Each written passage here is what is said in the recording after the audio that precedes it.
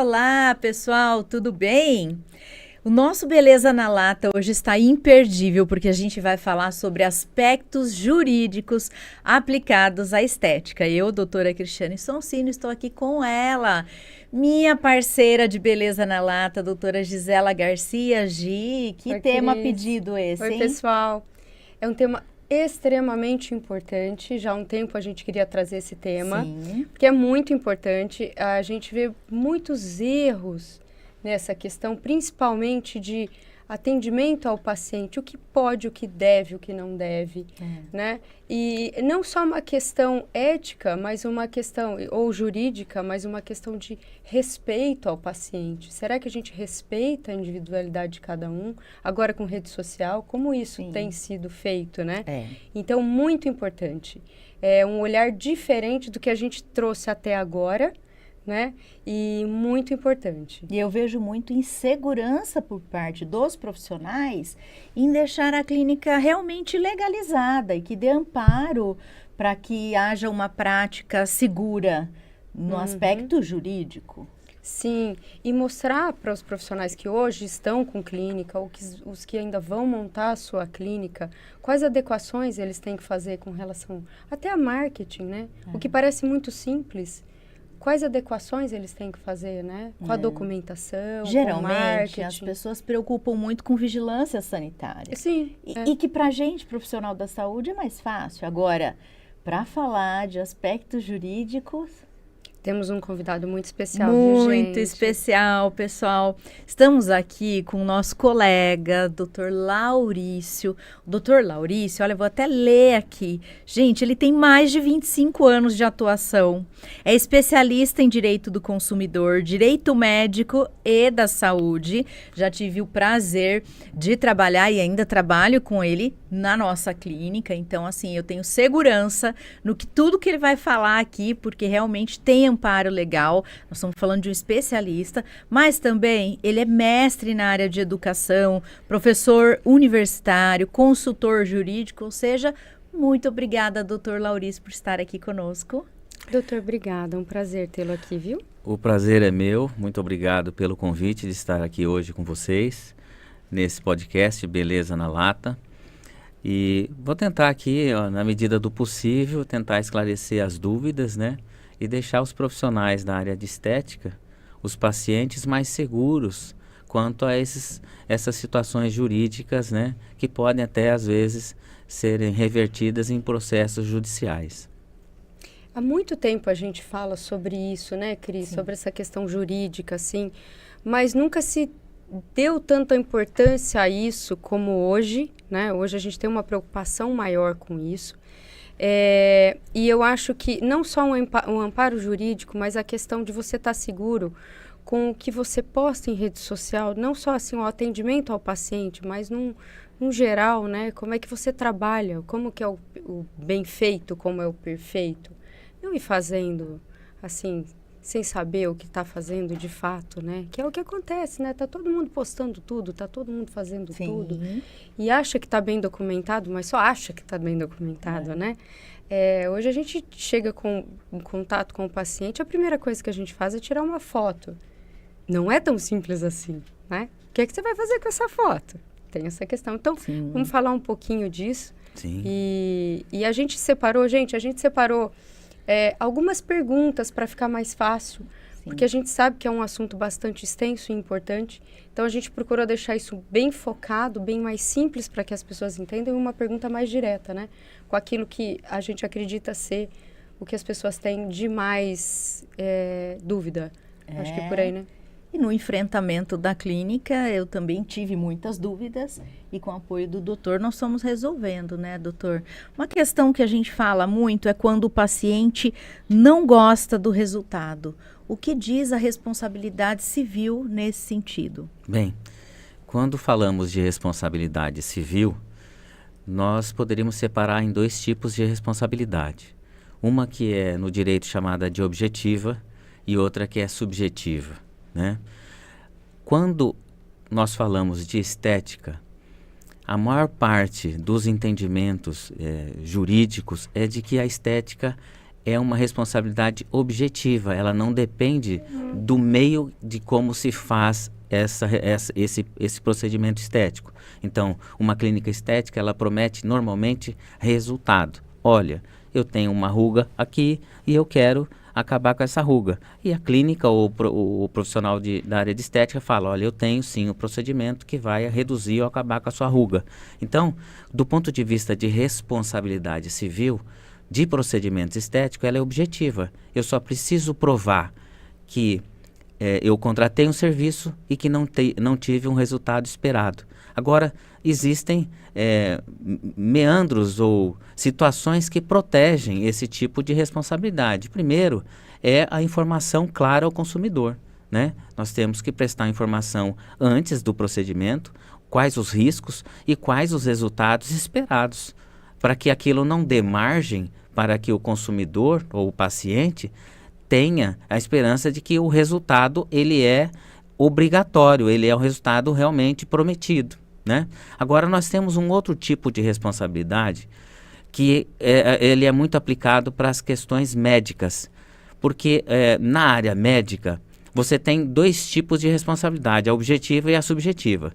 A subjetiva, que é a responsabilidade mais utilizada no ramo médico, é uma responsabilidade que depende do meio, que você precisa provar a negligência, a imperícia e a imprudência. Então, nesses casos, normalmente, quando você vai passar por um tipo de cirurgia médica, não se promete um resultado, né? Você tem toda uma tarefa de meio, exceto quando a atividade de um médico é estética, como a cirurgia plástica, né?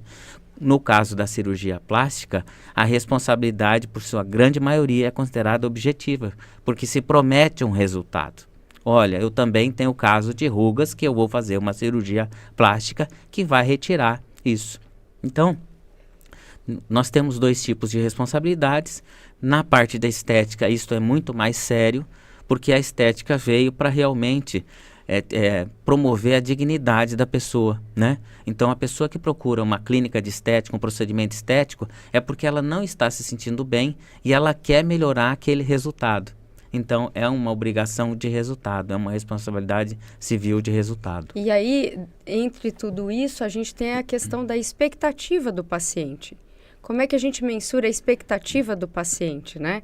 E o paciente sempre acha, e aí eu toco de novo na dor falando em rede social, que não sabe quanto tempo aquilo levou do antes e o depois de uma foto, por exemplo, e ela acha que às vezes em um procedimento ela consegue aquele resultado, porque essa era a expectativa desse paciente, né?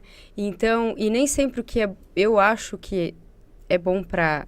Eu profissionalmente falo, nossa, ficou bonito, a expectativa do paciente pode ser outra, dizer, olha, não era isso que eu queria.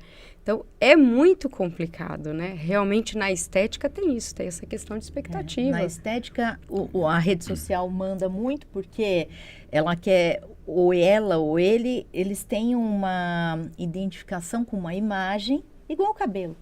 Quero cortar o cabelo desse jeito, quero minha barba desse jeito. Então, na estética, geralmente se leva uma boca e fala, eu quero a minha boca desse jeito, né? E, doutor, quando fala em questão subjetiva, em ter que dar resultados, o que pode amparar legalmente, do ponto de vista judicial, que o senhor recomenda que um profissional faça para que ele deixe bem claro e notificado até onde o profissional consegue chegar com relação aos resultados? Perfeitamente, excelente pergunta.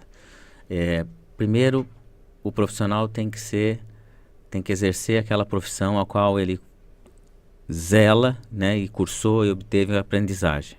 O que a saúde gera como fator importante para se exercer essa atividade? Primeiro, informação prévia, através de um termo de consentimento livre e esclarecido. E esse termo, ele é um documento que depois a gente pode até falar aqui sobre a forma dele. Ele é um documento essencial para que o paciente saiba exatamente qual é o procedimento que se encaixa a esse subjetivismo dele, essa ideia de que, olha, para mim, eu quero ficar bonito, ou eu quero corrigir essa imperfeição. Esse termo de consentimento, ele vai dizer, olha, o procedimento adequado é este, né? E você vai ter que passar por várias sessões, por vários profissionais, enfim. O resultado esperado é este. Ele é contraindicado em determinadas situações. Por exemplo, se você tem algum tipo de problema de saúde, a recuperação pode não ser esperada. E nesse termo ele vai passar tudo o que pode acontecer. E tem um fator importante que tem acontecido muito, que às vezes a pessoa faz um procedimento estético e não observa o pós-procedimento. E aí ocorre uma lesão pior e fica pior a situação do que aquela que ela estava antes. Então, assim, nesse termo de consentimento também tem que ter as observações do pós, né? E o profissional, para evitar qualquer problema, ele tem que ficar à disposição deste paciente, desse consumidor, em caso de qualquer intercorrência. E daí, Gil, o que a gente conversa muito, né, quando o doutor fala do termo de consentimento profissional, o prontuário do paciente é composto por ficha de avaliação, ficha de evolução, termo de consentimento e termo de orientação pós-procedimento. Uma dúvida importante que às vezes os profissionais têm é um termo por procedimento? É um termo por procedimento. Não vale um termo generalista, porque quanto mais abertura, quanto mais generalista você tem no termo de consentimento, pior é a documentação. E só escrever na ficha de avaliação, doutor, embora possa ter algum âmbito legal, a gente não consegue numa ficha de avaliação deixar claro quais são as indicações, contraindicações, efeitos e cuidados com riqueza de detalhes, né? Exatamente. Quando eu vejo, mesmo quando assino o termo, às vezes o profissional, o paciente vai falar assim, mas eu não li esse termo, a gente assina sem ler. Quando a gente tem esta fala, o que a gente pode fazer para, de forma preventiva, não deixar chegar nesse momento? Quando nós pegamos todas as orientações de bioética com relação a termo de consentimento, e aí isso é válido e deve ser aplicado para todos os profissionais, não só médicos, como todo o pessoal da saúde estética, fala o seguinte, que o termo de consentimento, ele tem que ser claro, ele não pode conter dúvidas, e a pessoa tem que declarar que entendeu aquele termo de consentimento. Quando você parte do princípio de que ela tem que declarar que entendeu, significa, primeiro ponto, que se for um documento escrito, ele tem que ter uma linguagem acessível a qualquer nível dos seus pacientes. Não termos técnicos, não que o paciente termos técnicos, não entenda. Exatamente. Ele tem que ter palavras de conhecimento comum, porque você vai receber numa clínica estética pessoas que têm diversos níveis culturais e educacionais. Então, esse termo, de ponto de vista escrito, ele tem que ser um termo que as pessoas compreendam. E o adequado, o recomendável é que esse profissional da saúde que está atendendo esse paciente, ele explique o termo de consentimento e pergunte se há alguma dúvida. Né?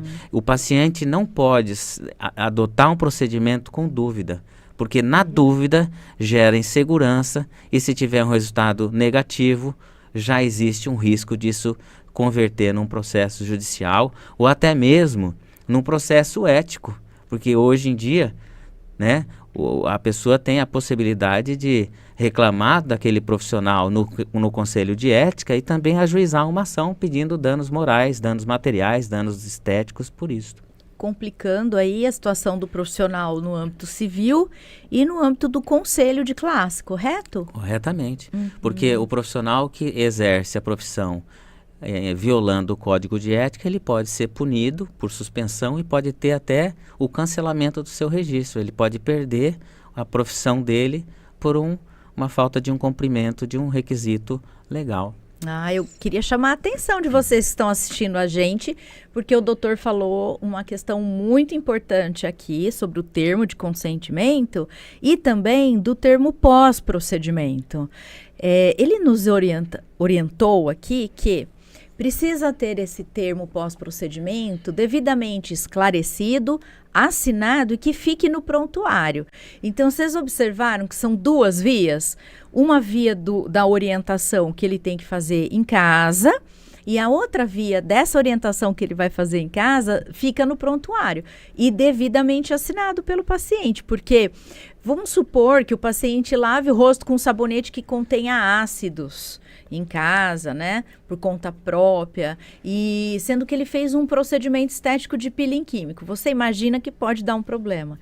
E se der o problema, ele vai comentar com o profissional, olha, me ajuda, por favor, estou com uma lesão.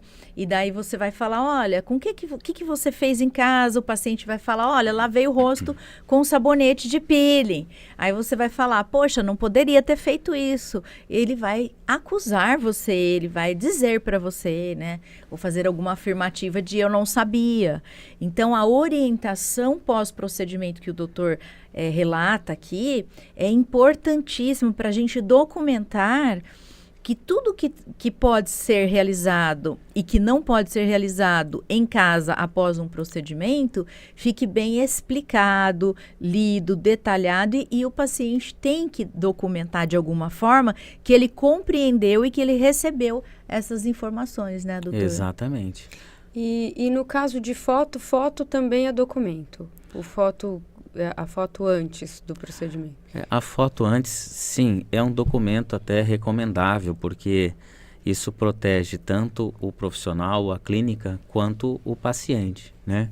Então, a pessoa chega lá, vai realizar um procedimento estético, é adequado que você tenha como ou um vídeo ou até mesmo uma foto de o estado em que ele chegou lá e depois o pós-procedimento, para demonstrar que houve uma melhora, né, e para o paciente uma garantia de que ele teve um resultado ao qual prometeram, né, que ele Porque tivesse. Às vezes ele esquece também como é que estava antes, né? É. Eu sou esse tipo de pessoa. Eu esqueço. Ou esquece ou começa a prestar mais atenção, né, Gi? Às vezes não se olhava tanto e fala assim, eu não tinha essa marca aqui, isso aqui aconteceu depois do procedimento, certeza. E uma questão foto assim pra que eu isso, não né? vejo acontecer, mas eu tenho uma certa dúvida com isso, do pós-procedimento imediato. Uma foto assim de como ele saiu, como ele entrou, a gente sabe que tem. E a gente tem uma foto do pós quando ele volta de retorno, né? Uma foto do pós ali, acabei de fazer o procedimento, eu devo tirar uma foto ou não? Isso não é necessário?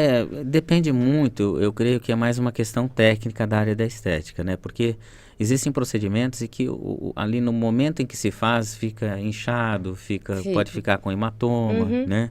Então, nessas circunstâncias, a fotografia pode não ser tão útil para efeito de resultado. Pode ser útil para efeito de que o procedimento foi realizado. Uma questão, né, de procedimento, eu digo assim, de não exacerbou, não tá um edema além do que deveria, um hematoma além do que deveria, algo nesse sentido. Seria um preciosismo, vamos dizer assim. Juridicamente o adequado, não é necessário.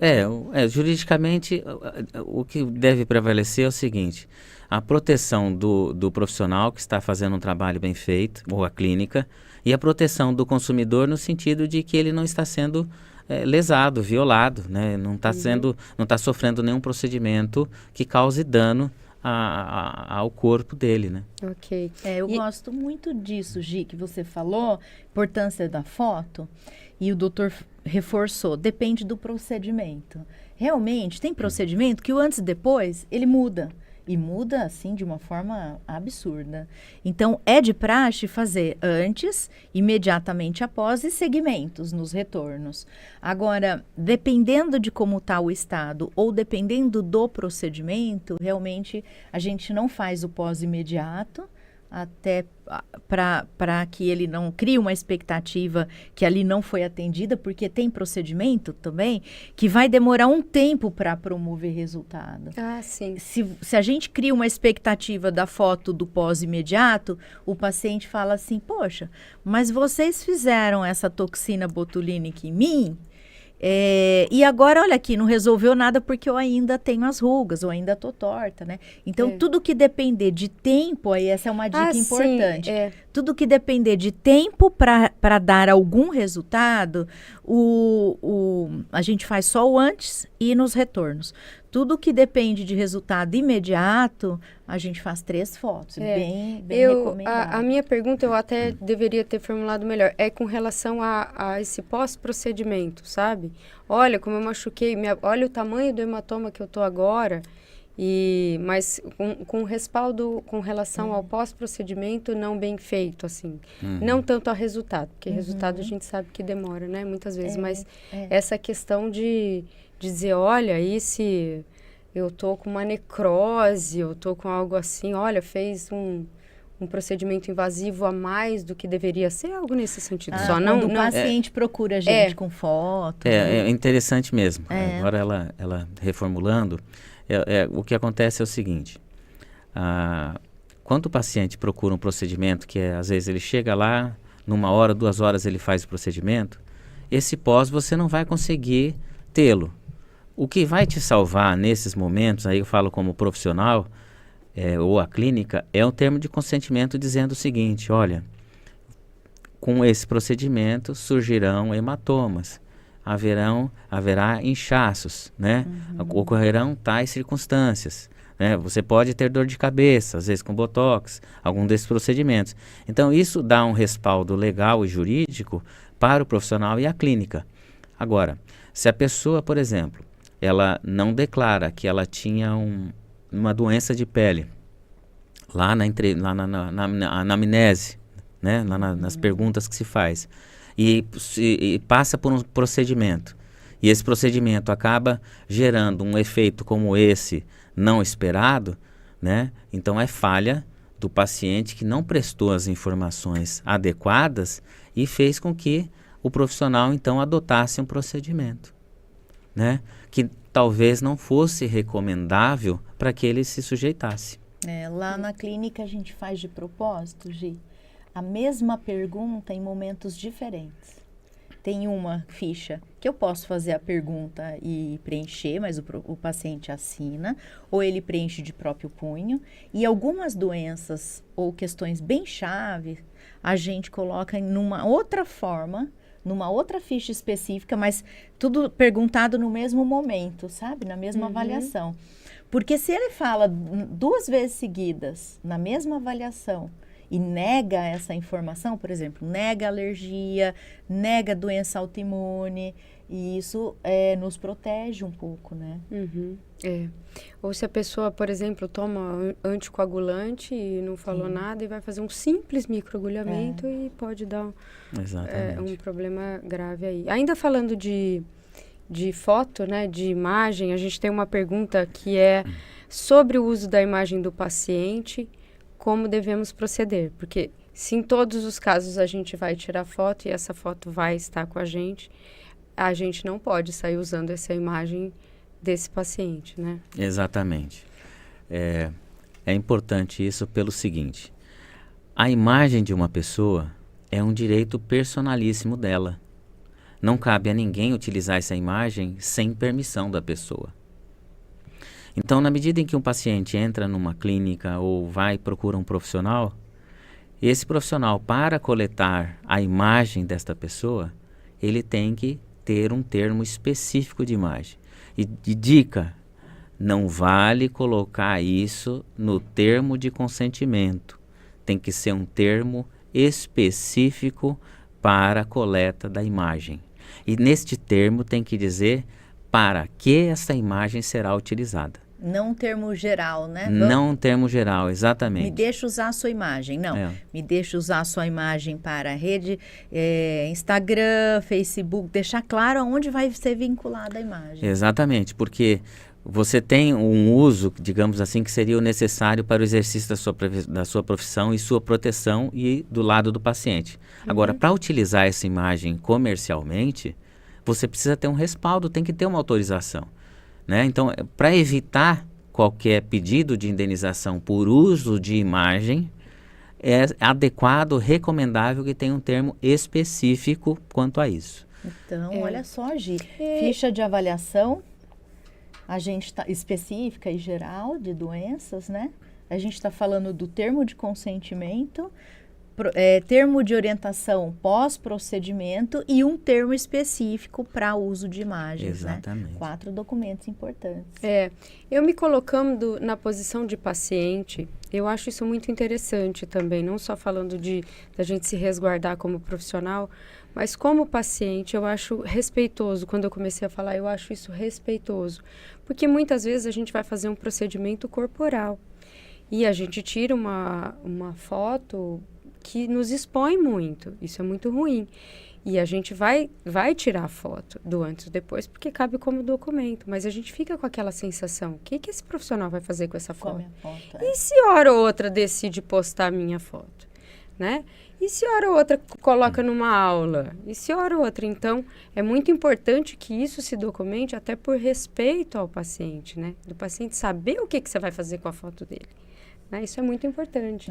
E esses instrumentos, Gi, o que mais eu quero ressaltar aqui, nós que somos profissionais da saúde, nós temos a parte técnica. Então, eu sei falar sobre resultados, sobre como aplica. Agora, é importante ter um advogado para fazer a leitura, para construir os textos relacionados à parte jurídica, que é o tema do nosso podcast, né?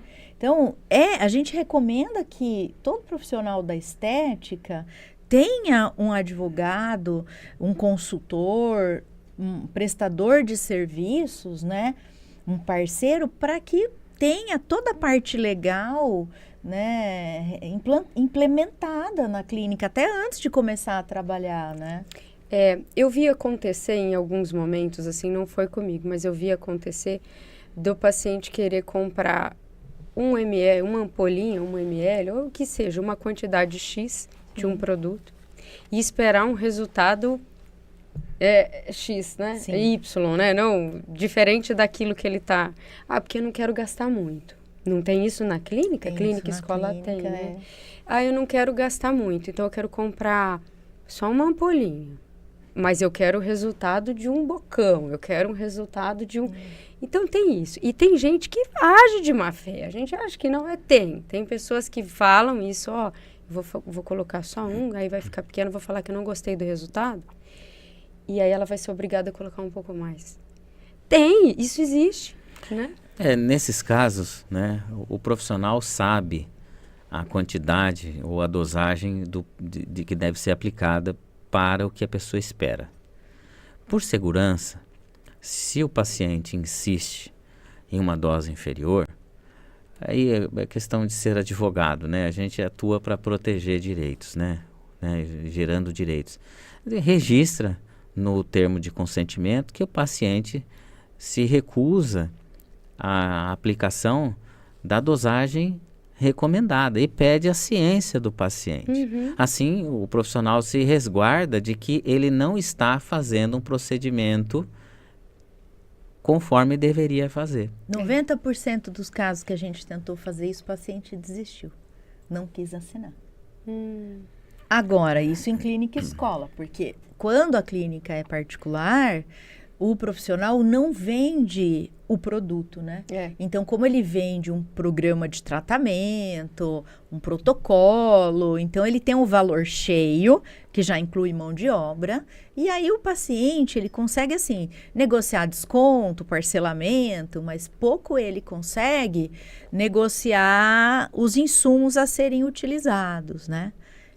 E agora, realmente, quando o paciente quer direcionar o profissional, doutor, como devemos agir? Porque às vezes o paciente fala assim, olha, eu quero receber toxina botulínica. E aí a gente fala, olha, isso não vai tratar a sua ruga, tem que ser o tratamento para a pele. Como a gente pode, sugestões, né? De como a gente pode agir como profissionais nesse sentido? Bem, como profissionais tem que ser, aí vamos dizer, entre aspas, profissionais. Olha, para que você tenha o resultado que você quer, este procedimento não resolverá. Não, mas eu quero. O profissional pode recusar a prestar esse serviço, né? Ele pode dizer o seguinte, olha, eu não vou prestar esse serviço porque isso vai causar um dano a você que eu como profissional não quero correr esse risco. Uma insatisfação, um dano, né? Não chega aos objetivos, né? Exatamente. O profissional tem o direito de recusar. Porque quando o paciente procura, ele está procurando um especialista, uma pessoa que tem uma formação para que ela consiga o resultado que ela espera.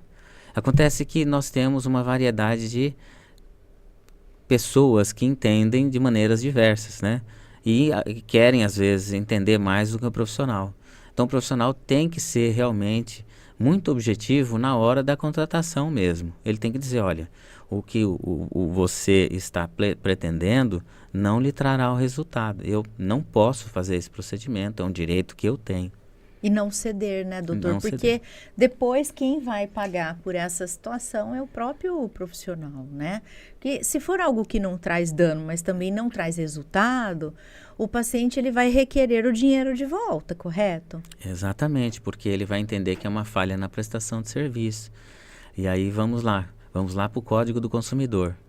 O fornecedor de serviço responde pela falha, né? Se houve falha na prestação de serviço, ou ele tem que ter o dinheiro de volta, tem que ter o serviço ou produto substituído por um outro, né? Ou algum outro tipo de acordo pode ser feito. Gente, vocês conseguiram entender que procedimento estético, nós profissionais da saúde estética, estamos atrelados ao Código de Defesa do Consumidor, ou seja, prestou o serviço, mas não entregou aquilo que o paciente veio, né, com a expectativa adquirir, a gente precisa sanar isso de alguma forma, né, doutor? Exatamente, como eu disse, ou devolvendo a quantia, ou prestando o serviço novamente, ou se às vezes entender algum acordo, né? Mas o adequado é que reconhecer se houve essa falha e devolver mesmo a quantia paga, ou olha, você não quer fazer um acréscimo desse procedimento, registra esse acréscimo, foi tentado isso para corrigir, foi aplicado mais isso, né? Mas ter tudo isso registrado. Gi, aí entra a foto também que você falou, né? Porque a foto é que vai, porque o paciente vai falar, não fiquei feliz. Não ficou feliz com o quê? Ah, porque minha boca não aumentou. Aí tem a foto do antes e depois, ó, mas sua boca aumentou. Ah, mas agora eu queria mais, não aumentou quanto eu queria. Aí entra o que o doutor acabou de dizer. Então, para colocar um pouco a mais, precisa de... É difícil realmente essa conversa com o paciente, porque a gente falando parece fácil, mas na hora você saber a expectativa desse paciente é muito complicado. Tiveram casos de alguns artistas que fizeram um preenchimento, foram ao profissional fazer esse preenchimento, principalmente homens, e depois chegaram em casa e disseram, nossa, eu não me identifiquei, eu não consigo me identificar a minha imagem, né? E aí eu quero agora retirar isso, porque eu não gostei. Então, será que o profissional colocou a mais do que deveria e mudou muito a fisionomia dessa pessoa? Ou será que ele não demonstrou que a expectativa era menos? É um pouco difícil, às vezes muda de ideia, sabe? Por quê? Porque quando faz um procedimento, por mais que haja uma naturalização, quando chega em casa, tem mais gente falando. Então, algum familiar. Nossa, você colocou boca? Sua boca ficou gigante. E às vezes nem ficou. Mas é alguém que por alguma questão emocional, psicológica, ou tem ciúmes, ou sei lá, né? Sua boca ficou grande. Você tá torta. Eu tive uma paciente que falava, o noivo falava que ela estava torta. E aí ela pôs na cabeça que ela estava torta. Eu pegava foto, mostrava para ela do imediato e ela na nossa frente, colocava régua, traçava para mostrar que ela não estava torta, né? Então, a pessoa, de repente, quando chega em casa, ela começa a pensar, nossa, mas será que fiquei feia mesmo? Será que não ficou bom, né? Eu acho que esse alinhamento essa conversinha antes, o termo de consentimento e foto, tá todo documentado. Realmente tem que existir, não tem como, né? É realmente super necessário. Mas em alguns momentos, a gente, mesmo amparada com documentos, a gente vai precisar do Dr. Laurício. Sim. Porque tem coisas que você vai falar assim, puxa vida, mas eu expliquei tudo isso. O paciente vai falar, não, mas... E aí você precisa de um respaldo profissional E realmente. nesse respaldo, Gi, tem um documento que o Dr. Laurício orienta muito, que é um termo de resilição. Será que é isso? Quando eu vou devolver o dinheiro... Ah, sim, um termo e de rescisão. Rescisão, né? O paciente tem que rescindir. Quando a gente rescinde algum contrato... Também tem um documento, vou devolver o seu dinheiro nessas condições. Exatamente. Porque você devolve o dinheiro e às vezes o paciente fala, devolver o dinheiro não basta, agora eu quero um novo tratamento. Né? E na área da estética É o termo de rescisão de contrato, é uma palavra jurídica, né? Mas é um termo em que você acaba, aquele contrato é firmado. E ali você vai dizer as condições, olha, estamos encerrando por este motivo, né? Você não tem mais o que reclamar, nós devolvemos o dinheiro. Então, é uma garantia que o profissional ou a clínica tem de que, olha, eu atendi uma reclamação ou algum problema desse paciente, desse consumidor, mas eu resolvi. Não pode simplesmente fazer uma devolução do dinheiro. Não. Né? Você tem que ter garantias de que a devolução sanou todos os seus eventuais riscos. Que foi o que o doutor falou. Você pode prestar o serviço novamente ou de outra forma, com outros procedimentos, ou você devolve o dinheiro. Esse ou devolve, você pode falar para o paciente o que você prefere. Prefere aplicar novamente, prefere outro procedimento que esteja indicado, ou você quer seu dinheiro de volta? Então ele pode falar, quero meu dinheiro de volta, mas depois ele muda de ideia, depois que você devolveu o dinheiro. Não, agora eu quero que coloque mais. Então...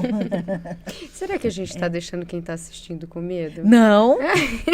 A gente quer deixar vocês, assim, bem informados e de não trabalhar sem ter um doutor Laurício junto, né, no dia a dia. Eu acho que é o começar certo, é o fazer certo, é o estar amparado. E aí ninguém tem medo se está bem amparado.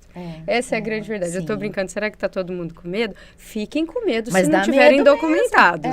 De fato. Sim. Mas em estando documentado e bem documentado, da forma correta, porque às vezes dá a impressão de que, assinou o termo de consentimento, tudo bem. Não, mas o que está descrito nesse termo de consentimento? Isso é muito importante, né? Não, todo paciente que senta na minha cadeira aqui, que eu atendo, tem o termo de consentimento. O que está descrito nesse termo de consentimento? Isso é muito importante, né? Que detalhamento tem esse termo de consentimento? E aí o profissional uma dúvida que me surgiu agora, Gi. Doutor, nesse termo, eu tenho que ter sempre uma testemunha e eu preciso dar uma cópia do termo obrigatoriamente para o paciente? Excelente pergunta. Testemunha. Não existe na legislação a obrigação de se ter uma testemunha. Seria uma segurança a mais que se tem, né? Porque a testemunha, ela não tem obrigação de saber do conteúdo, mas ela tem a obrigação de saber daquele documento. Então, ela pode assegurar que aquele documento foi realmente elaborado.